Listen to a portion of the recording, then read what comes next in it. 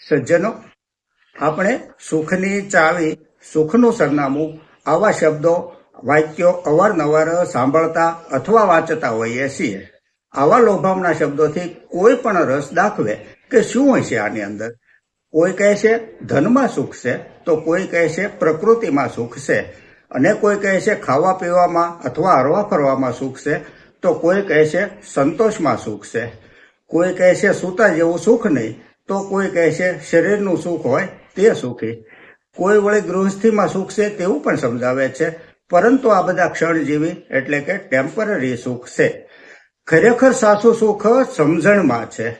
કોઈ સજ્જન માણસને દુર્જન વ્યક્તિ જો અપશબ્દ બોલી જાય ને, તો તે સજ્જન માણસ એવું સમજે કે તે તો દુર્જન છે, તેના સંસ્કાર જ એવા હોય, આપણે એના જેવું થોડું થવાય. માટે સુખી રહે.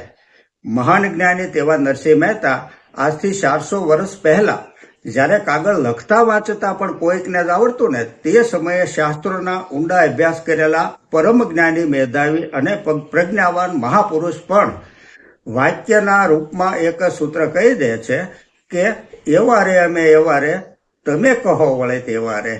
બસ સુખ આ સમજણમાં છે.